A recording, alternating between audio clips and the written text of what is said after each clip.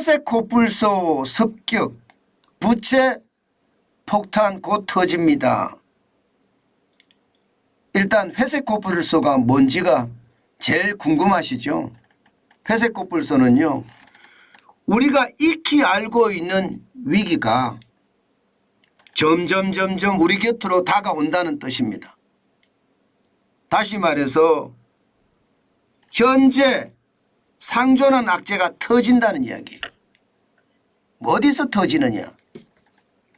이게 여러분 중국에서 터질 거다. 이렇게 많은 시장 전문가부터 시작해서요, 경제기관에서도 그렇게 분석을 합니다.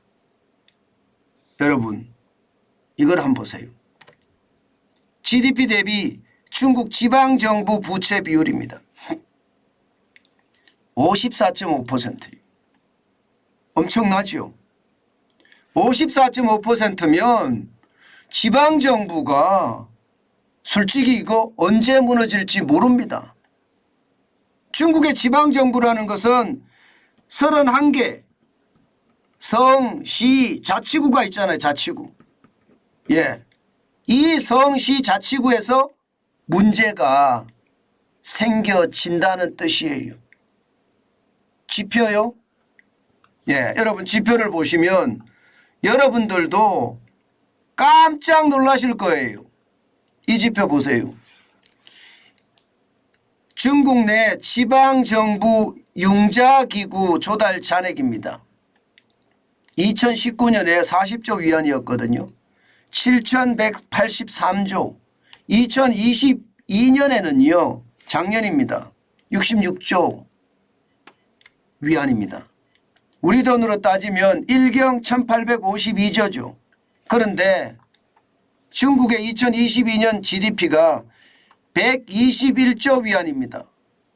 지금 차지하는 비중을 보면 거의 절반이잖아요. 거의 절반. GDP라는 건 한 나라 국민이 생산하는 총액을 말하는데 그 총액이 지방정부의 부채의 거의 말입니다.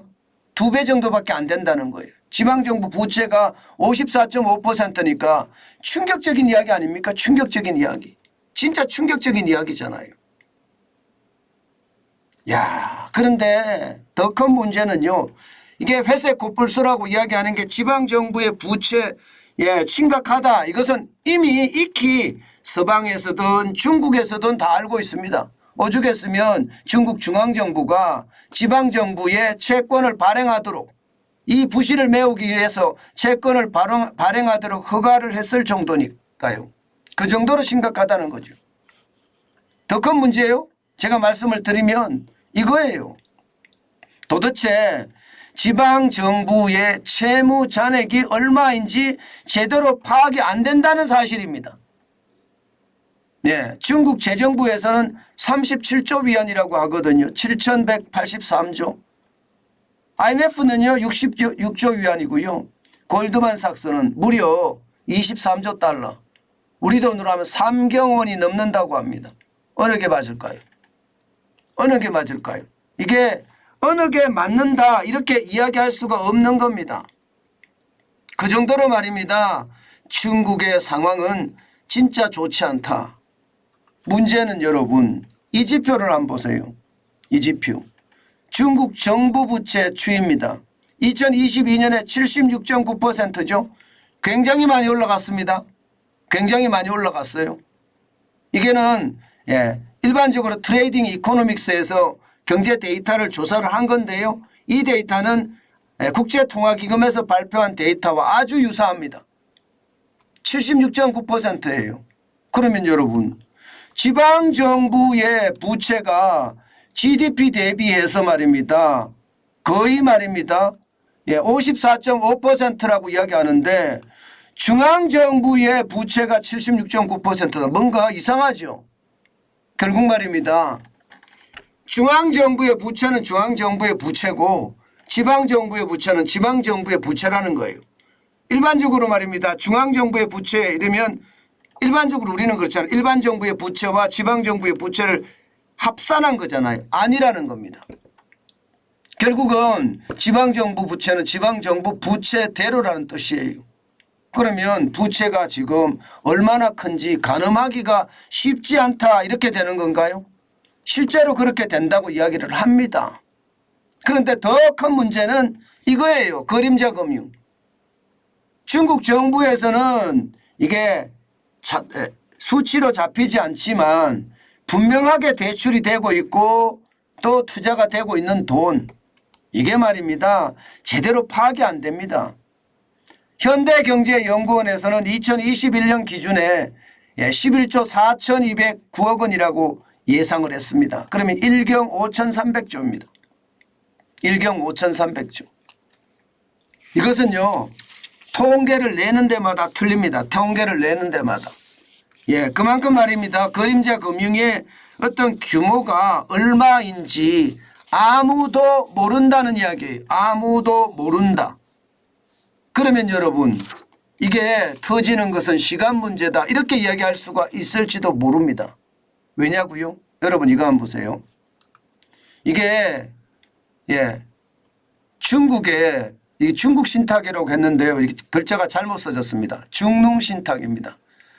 중농 신탁 부동산 투자 금액을 보시면 여러분 총 자산이 6,290억 원입니다. 억 위안입니다. 우리 돈으로 111조예요. 그런데 부동산 투자 금액을 보면 670억 위안이거든요. 12조 3천억 원입니다. 10.7%밖에 되지 않습니다. 그런데 지금 중농신탁은 어떻게 됐다고요? 중농신탁은 여러분 알다시피 디폴트 선언했습니다. 10.7%밖에 투자 안 했는데 디폴트 선언했어요. 신탁한 사람들에게 돈을 못 내줬다는 뜻이에요. 금융위기가 터진 거잖아요. 이게 이해가 안 된다는 거죠. 그렇게 되면 여러분 결국 그림자 금융이나 지방금융이나 이런 것들이 어떤 식이든 영향을 미쳤을 거다 이렇게 보는 거죠. 그래서 중국의 어떤 부채가 폭발할 수 있다 이런 아주 말입니다. 최악의 어떤 전망까지 나오고 있습니다. 지금 말입니다. 여러분 케네스 로코프 하버드대 교수는요. 결국 부채 사이클이 중국을 습격할 거다. 2008년에 미국발 금융위기가 터졌고요. 그리고 2010년에 유럽발 재정위기가 터진 것처럼 이제 중국발 금융위기가 터질 차례다. 부채 슈퍼사이클이 중국을 습격하고 있다. 지금 이렇게 이야기하고 있는 겁니다. 여러분도 알다시피 중국은요. 2008년 글로벌 금융위기가 닥치니까 정부가 돈을 엄청 풀었습니다. 돈을 엄청 풀어서 경기가 망가지지 않게끔 뒤에서 뒷받침을 했습니다. 그래서 괜찮다 이렇게 이야기해 왔습니다. 그런데 2008년부터 지금이 2023년입니다. 그러면 적어도 말입니다. 15년 동안 돈을 계속 뿌렸다는 거잖아요. 그런데 이 15년 동안 돈을 뿌리니까 중국에도 한계가 왔다는 거예요. 로코프 하버드대 교수는요. 바로 이런 것이 중국발 금융위기의 시작이고 사실상 중국은 금융위기가 터졌다 이렇게도 이야기합니다. 이게 통제 정부기 때문에 막고 있을 뿐이지 사실 중앙정부도 지방정부도 기업도 이게 장난 아닌 부채에 쌓여 있거든요. 터지는 것은 시간 문제다 이렇게 이야기합니다. 그 정도로 말입니다. 중국의 상황은 굉장히 좋지 않다. 게다가 뉴스가 계속 이렇게 만들어지잖아요. 뉴스라는 건 여러분 새로운 게 뉴스예요. 과거 거를 재탕 삼탕하는 게 뉴스가 아닙니다. 제가 계속해서 중국에 대한 이야기를 드리면서 뉴스가 계속 만들어진다는 건 이게 새로운 일이 계속 벌어지고 있다는 뜻이에요. 그래서 상황이 더 심각해진다. 일반적으로 말입니다. 상황이 종료되면 뉴스가 안 나옵니다. 그런데 뉴스가 끊임없이 계속해서 만들어진다는 것은 그만큼 위험의 절정 내지는 위험으로 계속 다가가고 있다는 뜻이에요. 오늘의 핵심은요. 하버드대 케네스 로코프 교수가 슈퍼 부채 사이클이 중국을 공격했다. 지금 자본주의 국가 같으면 금융위기가 터졌는데 중국이기 때문에 안 터지고 있다. 왜? 통제사회라서. 그러나 통제도 한계가 있을 거다. 곧 부채 폭탄이 터질 가능성이 높다. 문제는 중국 내에서 머물 것인가? 아니면 이게 아시아 진역으로 퍼질 것인가? 아니면은 전 세계로 퍼질 것인가? 그것만 남아 있는 것 아니냐? 뭐 이렇게 이야기할 정도니 제가 봐서는요.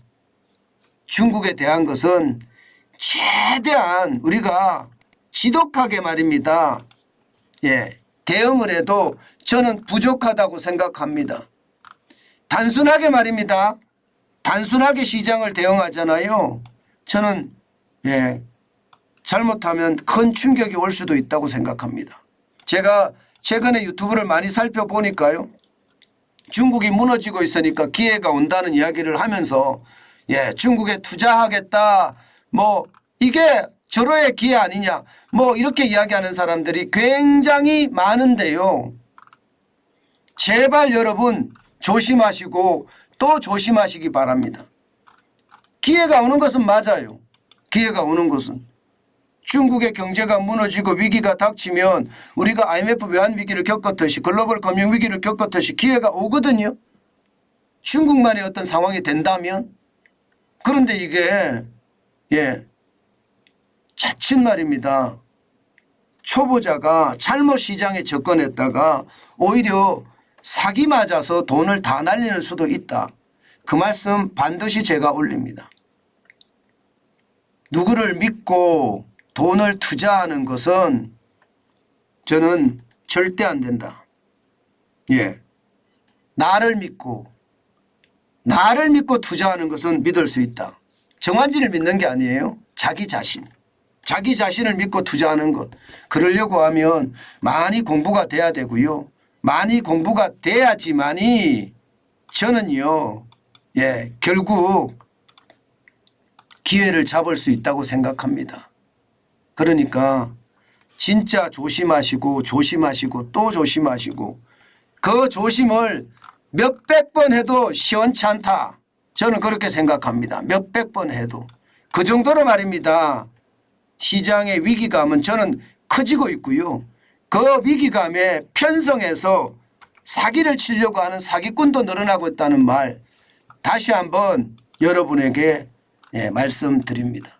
진짜 조심하시고 조심하셔야 되는 거 잊지 마셨으면 좋겠습니다.